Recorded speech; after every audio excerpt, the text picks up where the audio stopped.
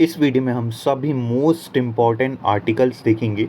जितने भी एग्ज़ाम के पॉइंट ऑफ व्यू से इम्पॉर्टेंट हैं उन सभी इम्पॉर्टेंट आर्टिकल्स को यहाँ पर कवर अप करेंगे। चाहे वो 1 से लेके 395 तक जितने भी आर्टिकल्स आते हैं, जितने भी एग्ज़ाम के पॉइंट ऑफ व्यू से इम्पॉर्टेंट है, उन सभी को यहाँ देखेंगे।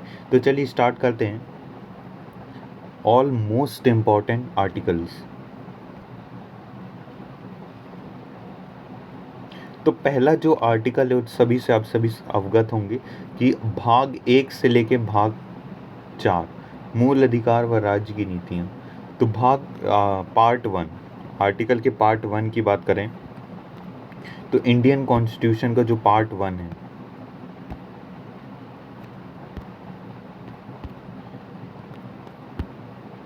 इंडियन कॉन्स्टिट्यूशन का जो पार्ट 1 है, पार्ट 1 की बात करें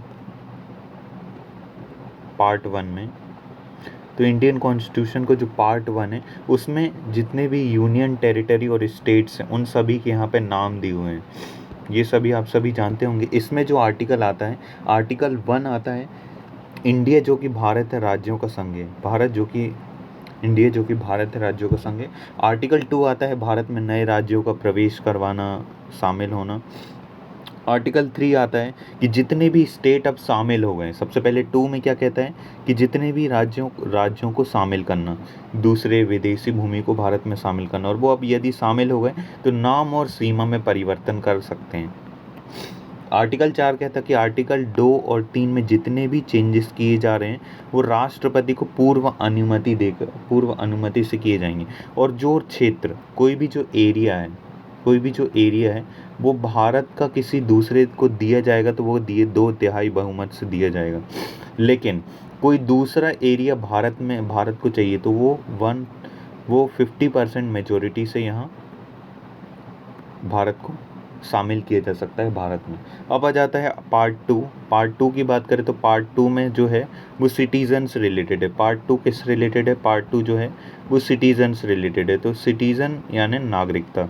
तो सिटीजन में सबसे पहले तो यही कहा गया है कि जो आर्टिकल 5 है उसमें कहा गया है संविधान के प्रारंभ में नागरिकता, यानी कि संविधान जब लागू हुआ 26 जनवरी 1950 को, तो जिसके माता पिता भारत में रहते हैं, जो भी व्यक्ति, पहली कंडीशन ये है आर्टिकल 5 में कि जो भी भारत में रहता हो, ये जिसके माता पिता भारत में रहते हो, या संविधान लागू होने से 5 साल पहले से रहता हो।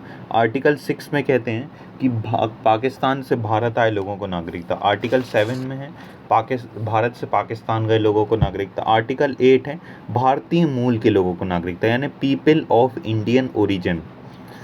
आर्टिकल 9 में कहा गया है विदेशी नागरिकता लेने पर भारतीय नागरिकता समाप्त हो जाएगी। आर्टिकल 10 में कहा गया है नागरिकता तब तक बनी रहेगी जब तक आप कोई अन्यथा कार्य ना करें। आर्टिकल 11 में कहा गया है नागरिकता संबंधी कानून संसद बनाएगी। तो यहाँ पे अब नागरिकता संबंधी कानून जितने भी वो संसद बनाएगी। अब आ जाते हैं अपन अपने आर्टिकल 12 से। तो यहाँ आ जाते हैं आर्टिकल 12 में। यहाँ से काफ़ी इंपॉर्टेंट आर्टिकल स्टार्ट हो जाते हैं आर्टिकल 12 में। तो ये कौन सा भाग है? भारतीय संविधान का भाग 3 है। भाग 3 की बात करें तो भाग 3 यानी पार्ट 3 में क्या दिए हुए हैं? Fundamental rights. पार्ट 3 में क्या दिए हुए हैं? Fundamental rights. इस लाइन को छोड़ देना है, ये गलत लिखी हुई। यहाँ देखें तो पार्ट 3 में क्या दिए हुए हैं? Fundamental rights. तो फंडामेंटल राइट की बात करें तो सबसे पहले आर्टिकल 12 यानी डेफिनेशन ऑफ स्टेट, राज्य की परिभाषा दी गई है।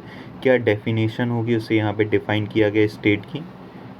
नेक्स्ट जाता है मौलिक अधिकारों का संरक्षण, यह इसकी जगह डेरोगेशन या कह सकते हैं अल्पीकरण। डेरोगेशन की बात किस में की गई है? और इनकंसिस्टेंट, ये 2 वर्ड हैं जो आर्टिकल 13 में डिफाइन किए गए हैं, इनकंसिस्टेंट और डेरोगेशन। नेक्स्ट जाता है समानता का अधिकार, यानी विधि के समक्ष समानता, विधि का समान संरक्षण। आर्टिकल 15 में कहा गया है कि भेदभाव का निषेध, यानी कि धर्म, जाति, लिंग, संस्कृति, जन्म स्थान इत्यादि के आधार पर भेदभाव नहीं किया जाएगा। नेक्स्ट हो जाता है कि समान अवसर, किसी भी लोक नियोजन में समान अवसर प्रदान करना क्या कहता है, आर्टिकल 16 कहता है। आर्टिकल 17 जो अनटचेबिलिटी है, एंड ऑफ अनटचेबिलिटी यानी अस्पृश्यता का अंत। आर्टिकल 18 कहता है उपाधियों का अंत। आर्टिकल 19 स्वतंत्रता का अधिकार की बात करता है। आर्टिकल 20 दंड विधान से संरक्षण, यानी जब आपको पनिशमेंट दिया जाएगा, जब भी पनिशमेंट दिया जाएगा तो उस कंडीशन में 3 चीज़ों को फॉलो किया जाएगा। पहला है कार्योत्तर विधियों में संरक्षण, यानी एक्सटेम्पोर फैक्टो लॉ, यानी अपराध के समय का ही कानून लागू होगा। आर्टिकल 20 कहता है पहले इसमें 3 चीज़ें कहा गई हैं। पहला कि अपराध के समय का ही कानून लागू हो, पहली चीज़ ये कही गई। दूसरा ये कहा गया है कि दोहरे दंड से संरक्षण, एक बार एक की पनिशमेंट मिल गई तो आपको दोबारा उसी की पनिशमेंट नहीं दी जाएगी। तीसरा है खुद के विरुद्ध गवाही नहीं देना, आपको खुद के विरुद्ध गवाही देने के लिए बाध्य नहीं किया जाएगा। आर्टिकल 21 कहता है जीवन और व्यक्तिगत स्वतंत्रता का अधिकार, यानी जीवन और व्यक्तिगत की जो स्वतंत्रता है उसमें जो आपको अधिकार प्राप्त है वो सभी का यहाँ पे वर्णन किया गया है। नेक्स्ट जाते हैं आर्टिकल 21 निःशुल्क और अनिवार्य शिक्षा। इसमें क्या कहा गया है कि निःशुल्क और अनिवार्य शिक्षा हो, जो भी एजुकेशन दी जाएगी वो फ्री होगी और कंपलसरी होगी। ठीक है। गिरफ्तारी व निरोध में संरक्षण, यानी कि कहने का ये तात्पर्य है कि गिरफ्तारी, आपको जब गिरफ्तार किया जाएगा तो उसमें भी कुछ अधिकार रहेंगे, आपको कुछ राइट्स दिए हैं। मानव तस्करी या बंधुआ श्रम या कह सकते हैं बालाश्रम, जबरन श्रम करवाना से स्वतंत्रता नहीं करवाया जाएगा, निषेध की बात की गई। बाल श्रम की बात की गई है आर्टिकल 23 में बालाश्रम और आर्टिकल 24 में बाल श्रम की बात की गई। आर्टिकल 25 में धर्म की स्वतंत्रता की बात की गई है। अब धर्म की स्वतंत्रता कैसे, आपको धर्म के नाम पे, यानी किसी भी धर्म और रीति रिवाजों को मानने और प्रचार की स्वतंत्रता, आप किसी भी धर्म को यहाँ पे मान सकते हो, उसकी यहाँ पे स्वतंत्रता है। आर्टिकल 26 है धार्मिक संस्थाओं को स्वतंत्रता, यहाँ पे व्यक्तिगत स्वतंत्रता, व्यक्तिगत धार्मिक स्वतंत्रता की बात की जाती है और यहाँ पे सामूहिक यानी व्यक्तिगत स्वतंत्रता की बात यहाँ पे की जाती है। नेक्स्ट जाता है अल्पसंख्यकों के हितों का संरक्षण, जितने भी माइनॉरिटी हैं उनके जो हित हैं उनका संरक्षण किया जाएगा। अल्पसंख्यक जो हैं वो अपने एजुकेशनल इंस्टीट्यूट इस्टेब्लिश कर सकते हैं। नेक्स्ट है संवैधानिक उपचार का अधिकार, संवैधानिक उपचार का अधिकार, ये आर्टिकल 32 में, इसे ही डॉक्टर अंबेडकर ने सोल ऑफ इंडियन कॉन्स्टिट्यूशन कहा था। अब 36 से लेके 51 तक directive principle of state policy, यानी कि राज्य की नीति निर्देशक तत्वों को परिभाषित किया गया। अब इसी को एक शॉर्ट फॉर्म में देखें तो सबसे पहले दिया हुआ है आर्टिकल 36 में क्या दिया हुआ है, डेफिनेशन दी हुई ऑफ डायरेक्ट स्टेट की और directive principle of state policy की। आर्टिकल 37 में ये जो directive principle of state policy यानी DPSP हैं ये गैर वाद योग्य होंगे। आर्टिकल 38 में कहा गया है कि सामाजिक आर्थिक कल्याणकारी कार्यक्रम राज्य जो है वो चलाएगा। आर्टिकल 39 में कहा गया है राज्य के सामाजिक कर्तव्य, कुछ सामाजिक कर्तव्य दिए गए हैं। आर्टिकल 39 का ए भी इम्पॉर्टेंट है। आर्टिकल 39 का ए यानी निःशुल्क विधिक सहायता। आर्टिकल 40 ग्राम पंचायतों का गठन। आर्टिकल 41 कुछ काम शिक्षा और लोक नियोजन में सहायता। आर्टिकल 42 मातृत्व यानी प्रसूति सहायता। आर्टिकल 43 में कहा गया है कार्य करने के लिए न्यूनतम मजदूरी। आर्टिकल 44 जैसा कि सभी जानते हैं समान नागरिक संहिता। आर्टिकल 45 में कहा गया है 6 से 14 साल के बच्चों को निःशुल्क शिक्षा। आर्टिकल 46 में कहा गया 46 की बात करें तो इसमें SC ST और अन्य दुर्बल वर्गों को विशेष सुविधा। आर्टिकल 47 में पोषाहार की बात की गई है। आर्टिकल 48 में कृषि और पशुपालन की बात की गई है। आर्टिकल 39 में राष्ट्रीय महत्व के स्मारकों का संरक्षण। आर्टिकल 50 में पृथक्करण की बात की गई और आर्टिकल 51 में क्या कहा गया है कि अंतर्राष्ट्रीय शांति और सुरक्षा को बनाए रखना। तो इस प्रकार है। नेक्स्ट जाते हैं आर्टिकल 52 में, तो यहाँ से जाता है संघ और शासन की यहाँ पे बात की जाती है। जैसे आर्टिकल 52 में क्या किया, भारत का एक राष्ट्रपति होगा। आर्टिकल 52 में कहा गया आर्टिकल 53 में कहा गया है राष्ट्रपति की शक्ति। इसकी एक जबरदस्त ट्रिक है, 50 पकानी कोया कोया दुयो दशम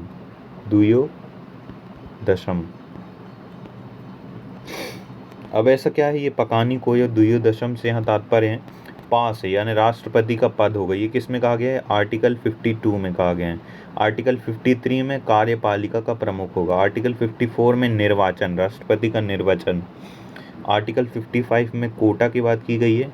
आर्टिकल 56 में योग, आर्टिकल 56 जो आर्टिकल 56 है इसमें क्या कहा गया है, तो आर्टिकल 56 की बात करें तो आर्टिकल 56 में कहा गया है कि राष्ट्रपति का कार्यकाल, कोका, यहाँ कोका आएगा, पकानी कोका यानी कार्यकाल, दोबारा निर्वाचन यानी पुनर्निर्वाचन आर्टिकल 57 में दिया हुआ है। आर्टिकल 56 में योग्यता है ना। आर्टिकल 59 में दशाएं दी गई हैं। क्या क्या दशाएं दी गई हैं, यानी कि आर्टिकल 59 में ये कहा गया है कि राष्ट्रपति के पद के लिए कुछ दशाएं यानी शर्तें होंगी। आर्टिकल 60 में शपथ दिया हुआ है। आर्टिकल 61 की बात करें तो राष्ट्रपति को महाभियोग चलाने की शक्तियां दी गई। तो आर्टिकल 52 से लेके 61 जो है वो राष्ट्रपति से रिलेटेड है, जिसकी ट्रिक है पकानी कोका दुयो दशम।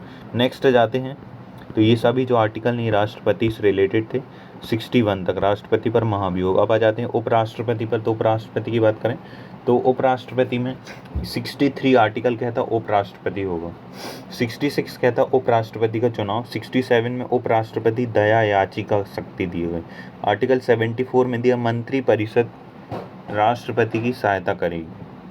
आर्टिकल 76 यानी भारत के महान्यायवादी अटॉर्नी जनरल होंगे, 76 में कहा गया है। 79 में कहा गया है संसद की संरचना। इसकी एक ट्रिक है सरल से बढ़िया ट्रिक है सरल, यानी 79 में संसद दिया हुआ है, 80 में राज्यसभा, 81 में लोकसभा। 81 में क्या दिया हुआ है, लोकसभा।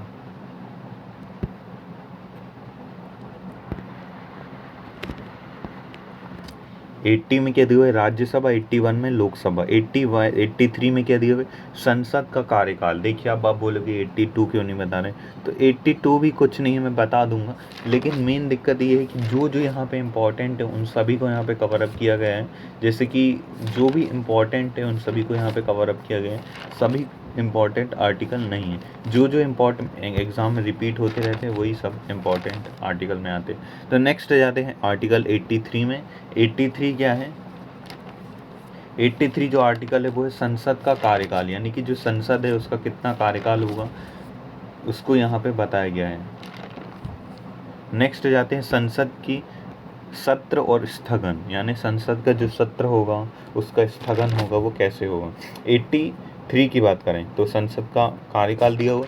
82 में कहा गया है कि प्रत्येक जनगणना के बाद लोकसभा और राज्यसभा की सीटों में यानी सीधी बात 82 में कहा गया है परिसीमन।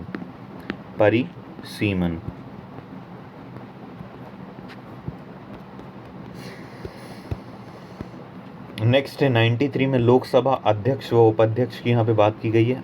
मतदान की प्रक्रिया, अब इसमें क्या बताया गया कि यदि कोई भी वोटिंग हो रही है और इसमें जो दोनों तरफ यानी कि इसके मोशन में और इसके अपोजिशन में बराबर वोटिंग यानी 50-50% वोटिंग हो जाए तो लोकसभा का अध्यक्ष डिसाइड करेगा कि किसको कौन सा मत सही है, ये जिस तरह वो वोट दे देगा वही यहाँ पे सही हो जाए। 102 में कहा गया है संसद के सदस्यों की अयोग्यता, संसद के जो भी सदस्य होते हैं उनकी क्या क्या अयोग्यताएं होंगी और उन सभी को यहाँ पे बताया गया। जैसे कि बताया गया है कि जो नागरिकों का निलंबन, नागरिकता यदि नागरिकता छीन ली जाए, पहली कंडीशन में तो ये है नागरिकता छीन ली जाए। दूसरा है लाभ का पद ग्रहण करने। तीसरा है दिवालिया या पागल हो जाए, या 2 वर्ष से अधिक कारावास हो जाए, या 60 दिनों तक बिना अनुमति के उपस्थित रहें। उसके बाद क्या है 105 में संसद के सदस्यों की विशेषता। 108 में संयुक्त बैठक यानी ज्वाइंट सेशन की बात की गई है। इसमें लोकसभा प्लस राज्यसभा के दोनों लोग साथ आकर बैठेंगे। 110 में धन विधेयक बताया गया है, सॉरी धन विधेयक की परिभाषा है, धन विधेयक का प्रयोग ये सब कैसे लाया जाएगा संसद में, ये सब 109 में बताया गया और धन विधेयक 110 में बताया गया है। वार्षिक वित्तीय विवरण यानी वार्षिक बजट, इसके लिए संविधान में प्रयोग किया जो वर्ड है वो है वार्षिक वित्तीय विवरण। वार्षिक वित्तीय विवरण शब्द का यहाँ पे प्रयोग किया गया है भारतीय संविधान में। 108 में तो संयुक्त अधिवेशन है, अभी हमने देखा। 109 में धन विधेयक की बात की गई है। 123 में अध्यादेश जारी करने की शक्ति के विषय में यहाँ पे है 123 अध्यादेश जारी करने की शक्ति। 112 में वार्षिक बजट अध्यादेश। 124 में सुप्रीम कोर्ट की स्थापना की यहाँ पे बात की गई है। इसके अलावा सुप्रीम कोर्ट के न्यायाधीशों का वेतन है ना। 129 में सुप्रीम कोर्ट की अवमानना करने की शक्ति। सर्वोच्च न्यायालय के मूल क्षेत्राधिकार 131 में। 136 में विशेष अनुमति अपील। 137 में सर्वोच्च न्यायालय की पुनर्विचार यानी रिव्यू की पावर है। 137 में रिव्यू की पावर है। 141 में सुप्रीम कोर्ट का निर्णय बाध्यकारी होगा। 148 में भारत के नियंत्रक एवं महालेखा यानी कैग के जो विषय में बताया गया है वो 148 में बताया गया है। नेक्स्ट जाते हैं, अब आ जाता है राज्यों में शासन। राज्यों में शासन यानी जो राज्यों में क्या शासन होगा, तो राज्य शासन के यहाँ पे 153 स्टार्ट होता है कि राज्यों का एक राज्यपाल होगा। याद करो वो 52 में क्या दिया हुआ है, पूरे देश में क्या होगा, राष्ट्रपति। इसी प्रकार राज्यों में क्या होगा, राज्यपाल। 154 में राज्यपाल की शक्तियाँ। 161 में राज्यपाल की दया याचिका शक्ति। 165 में राज्य का महाअभिवक्ता यानी कि एडवोकेट जनरल। 168 में राज्य विधानमंडल की बात की गई। 171 में विधानसभा की संरचना, कैसे विधानमंडल होगा, विधानमंडल, विधानसभा, विधान परिषद और विधानमंडल, इन सभी की यहाँ बात हुई। 171 में विधान परिषद बताया होगा कि राज्य की इच्छा से लागू होगा। 172 में राज्य विधानसभा का कार्यकाल बताया गया। 174 में राज्य विधानमंडल बताया गया। 178 में विधानसभा का अध्यक्ष और उपाध्यक्ष होगा, तो ये भी इम्पोर्टेंट है। 178। नेक्स्ट जाते हैं आर्टिकल 61 में 200, आर्टिकल 200 है राज्यपाल द्वारा विधेयक पर निर्णय। आर्टिकल 213 है राज्यपाल का आदेश। 214 है राज्य का high court, state high court. 217 में उच्च न्यायालय के न्यायाधीश। आर्टिकल 226 में रिट जारी करने की, सुप्रीम कोर्ट आर्टिकल 32 के तहत रिट जारी करता है। हाई कोर्ट आर्टिकल 226 के तहत रिट जारी करता है। 227 में उच्च न्यायालय के अधीक्षण की शक्ति, उच्च न्यायालय के अधीक्षण की शक्ति। 233 में जिला न्यायाधीशों की नियुक्ति। आर्टिकल भाग 9 में जाए तो यहाँ पंचायती राज और नगर पालिका की बात की गई है। आर्टिकल 243 में पंचायती राज व्यवस्था। 243 के में राज्य चुनाव आयोग का वर्णन है। आर्टिकल 243 के पी में नगर पालिका है। अब आ जाता है संघ शासित राज्य यानी संघ और राज्य संबंधी प्रावधान। आर्टिकल 245 में संघ की विधायी शक्ति। आर्टिकल 246 में विषय सूची। आर्टिकल 249 में राष्ट्र हितों की संसद की शक्ति। 242 में राज्यों की सहमति पर कानून। 256 में केंद्र राज्य के कर्तव्य। 262 में अंतर्राज्यीय नदी विवाद। 263 में अंतर्राज्यीय परिषद की बात की गई है। फिर है वित्त और आपातकाल। 256 में कहा गया कर केवल कानून से, है ना। 280 में वित्त आयोग का वर्णन, कई बार एग्जाम में पूछा गया, काफ़ी इंपॉर्टेंट है कि वित्त आयोग का वर्णन कौन से आर्टिकल में, तो ये है 280 में। 300A में संपत्ति का अधिकार एक लीगल राइट है जो कि पहले आर्टिकल 31 में था। याद कीजिए मैंने आपको 31 नहीं बताया है क्योंकि वो इसमें वर्णित है। आर्टिकल वो अब वहाँ से हट के यहाँ आ गया है, एक कानूनी अधिकार हो गया। नेक्स्ट जाता है 232 का प्रशासनिक अधिकार। 323 का प्रशासनिक अधिकार। 324 का निर्वाचन आयोग। 324 एक समान मतदाता सूची। 325 में 326 में मतदान सार्वभौमिक वयस्क मताधिकार। ये 326 में यहाँ पे इसका वर्णन मिलता है। SC/ST के लिए लोकसभा में जो आरक्षण है वो है 335 में ST SC/ST के दावे की बात की गई है। नेक्स्ट है 3 प्रकार के आपातकाल की भारतीय संविधान में बात की गई है। राष्ट्रीय आपात 352 में राष्ट्रीय आपातकाल 352 में राज्यों में राष्ट्रपति शासन, राज्यों में राष्ट्रपति शासन 356 में, 360 में वित्तीय आपातकाल। अब विशेष प्रावधान जैसे 368 में संविधान संशोधन प्रक्रिया, 370 में जम्मू कश्मीर को विशेष दर्जा जो अब हटाया गया है, स्पेशल राइट थे। 371 में विशेष प्रावधान है कुछ राज्यों को। 392 में प्रारंभिक प्रावधान है। 395 में ये कहा गया है कि भारतीय संविधान लागू होने से भारत शासन अधिनियम 1935 समाप्त हो जाएगा और इसकी जगह संविधान लागू हो जाएगा। So at last, thanks for watching the video. Please share the video with your friends and classmates.